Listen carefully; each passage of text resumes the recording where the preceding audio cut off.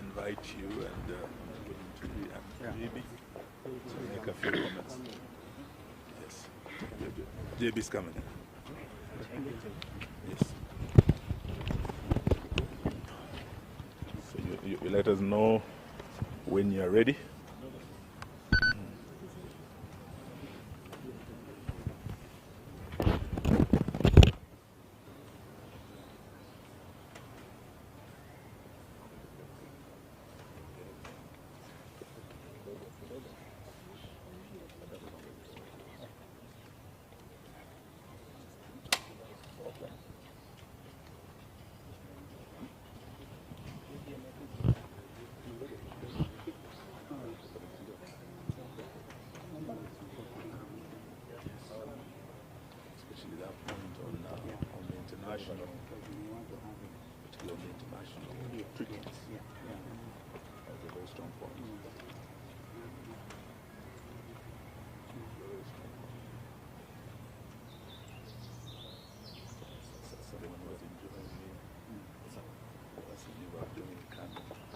When you are ready, we are ready. Wearing Gideon's color. Yes. Oh, we can start? Yeah. Okay. Yes, I think he'll join us. So thank you very much, ladies and gentlemen of the press. We have a press statement here by the United Opposition on the escalating human rights violations and political intolerance in Kenya and the region. We, the United Opposition, stand before the people of Kenya and the international community, gravely alarmed by the heightened descent of our beloved nation into a state of repression, lawlessness, and political persecution. Despite our persistent calls to end arbitrary arrests, abductions, gross violation of human rights, and extrajudicial killings, the Ruto administration seems to be on a race to the bottom, that is to anarchy. In recent days, the country has been plunged into a disturbing pattern of political repression and targeted violence. Most shocking was the brazen abduction of the Honorable Member of Parliament for Juja constituency, the Honorable George Koimburi, whom we have visited this morning, and who was forcefully taken by unidentified assailants on a Sunday. He had gone to church, only to be later found tortured and dumped in a coffee plantation somewhere in Kiambu, literally fighting for his life. The horrifying incident is not isolated. It's part of a chilling trend where elected leaders and citizens, particularly Gen Zs, aligned with the opposition, are being systematically targeted to silence any dissent against this regime. In Kakamega, what was meant to be a peaceful homecoming for our colleague, Honorable Cleophas Malala and the supporters of the DCP party, was quickly turned into a war zone as police deployed excessive force, including live ammunition, to disperse opposition supporters. A few days before, the same cruel pattern faced innocent, peaceful citizens in Bungoma protesting against the grabbing of the Nzoia Sugar Company.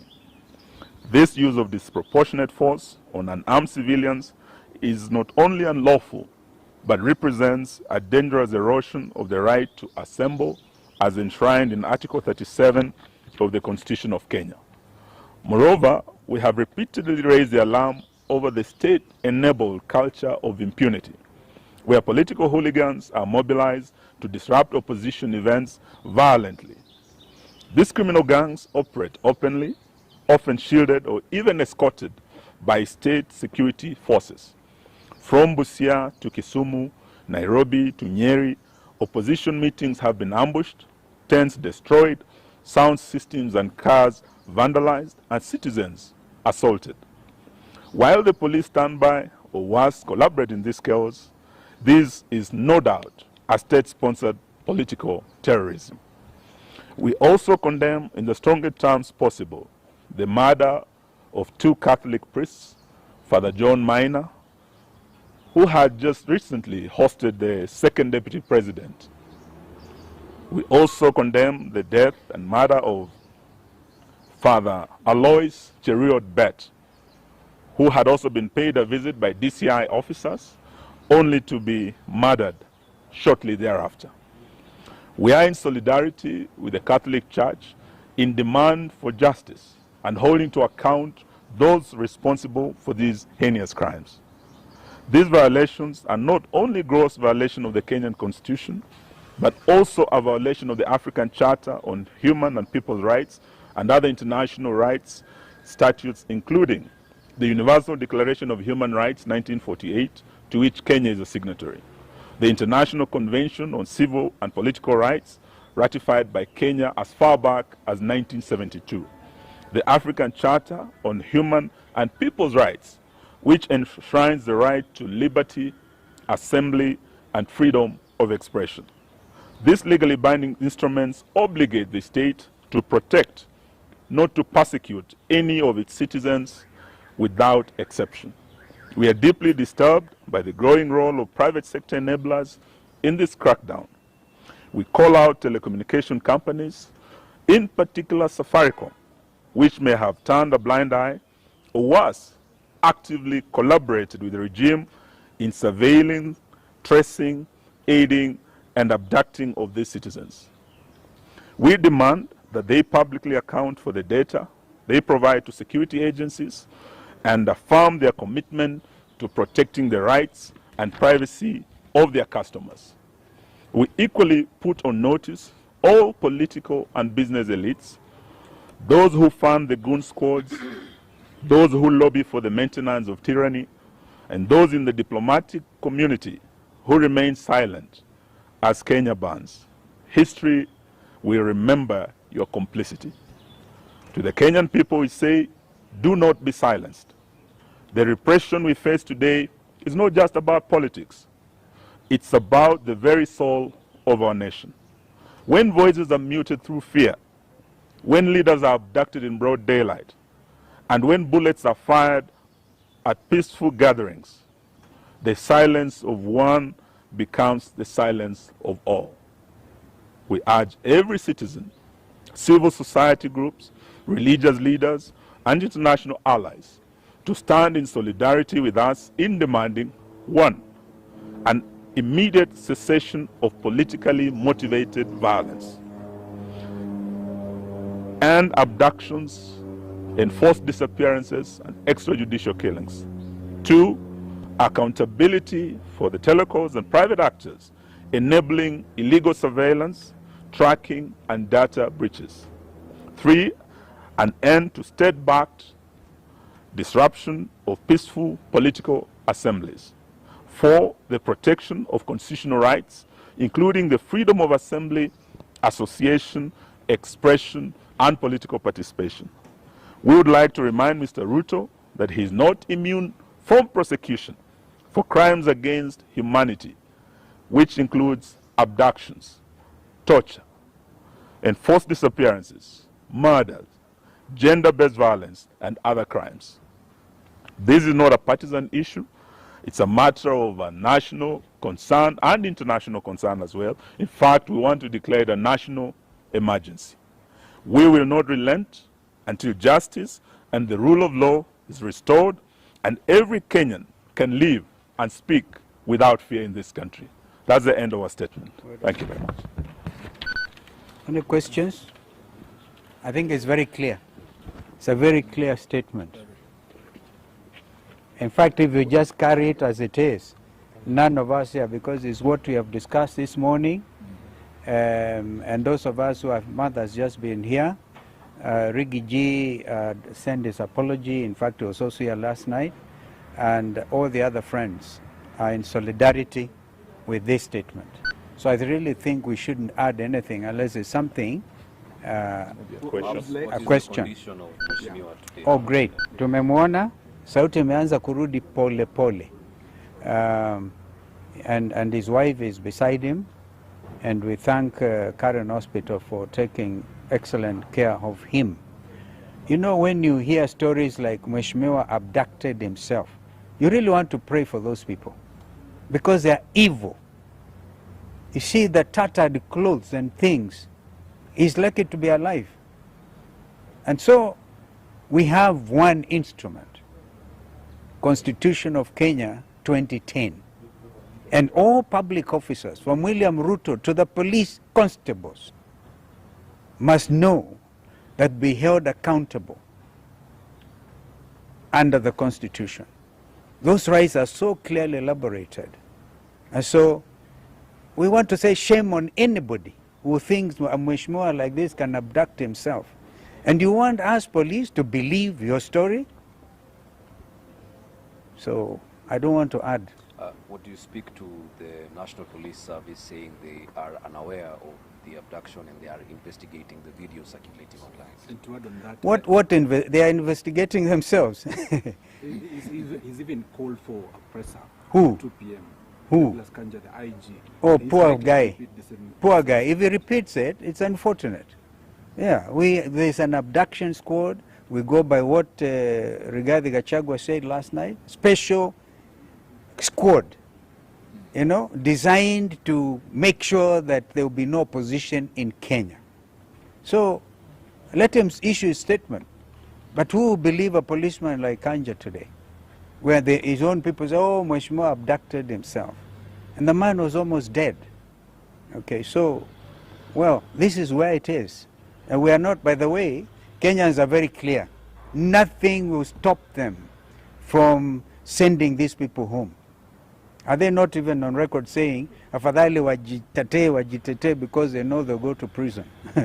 Well, the former Attorney General is here with us, immediate former. It's really, JB is with us. And these things, we're investigating, we tooth comb with ICJ. Remember, you are dealing with very senior, some of us, very senior members of the profession and members of the International Law Society of Kenya, East African Law Society. And we repeat that when we went for integration of the region, we really were for the rights of establishment. So Mother Karua can practice in Uganda. I can open an office in Dar es Salaam, in Kigali, in Bujumbura. This is the spirit of cooperation. And therefore, we are all subject to the same values and standards. So we are going to make sure that this region is called to order when it comes to human rights, which are universal under those statutes that have been elaborated. How do you speak to comments made by the Tanzanian MPs yesterday about... We don't want to comment about Tanzanian MPs. I think let's stick to the Kenyan situation. Yeah. About abductions. Yeah. Our own president, just a few days ago, told the Finnish president there will be no more abductions. Yeah. We have come here because of the latest abductee, an honorable member of parliament. And we have here the former Attorney General whose own son was abducted. Probably should say a word about abductions that he has called for an end to. JB, please. Thank you, my colleagues. I've always called for an end to abductions, and we thought when President Ruto, in answer to a question from a foreign journalist, saying that they have all come to an end, and all those that have been abducted and safely been returned to their homes and reunited with their families. Only, unfortunately, to see this latest one of Honorable Koimburi. And just to answer a simple question, on Friday last week, the police who are looking for Honorable Koimburi did not get him. He managed to escape. The police continued to look for him. They arrested his driver. His vehicle is still at the Bodaiga police station. That was Friday. And then on Sunday, he said Troke has to know the people that were hunting for Koimburi on Friday are the same ones who are looking for him on Sunday. It's a simple thing. So, IG Kaja, please, you can tell that story to the bands, not to Kenyans. It doesn't make sense. Abductions and all forms of extrajudicial processes must come to an end in this country. Thank you. Thank you, ma'am. Former Speaker of the National Assembly, what is the silence? We are not getting anything from Parliament, the current Speaker. Current Parliament. It was. I'm told they are resuming their sitting today. That is the National Assembly. So let me not say beyond that, but Kenyans are watching very carefully what Parliament is doing. And just to ask you a question, when the Attorney General has spoken, are you still keen on listening to Kanja? It's a waste of time.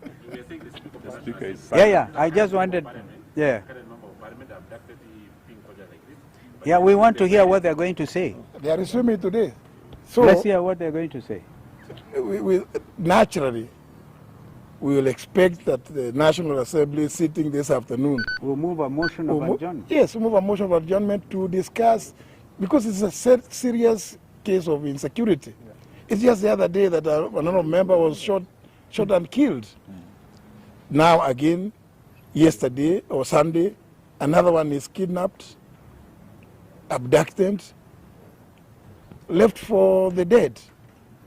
Surely, we expect no less than the House adjourning to discuss the matter of rising insecurity. Some of them, by the way, are here. The Honorable Mule, and who else is there? Mawade is here. Understanding order number 20, move a motion of adjournment to discuss an urgent matter of national importance. So we expect that. And I think our members now, we give you instructions to do so. And let us see how many others remainder of what was state captured, hear what they're going to say. They're going to defend this gangsterism by the state. Asanteni. Thank you.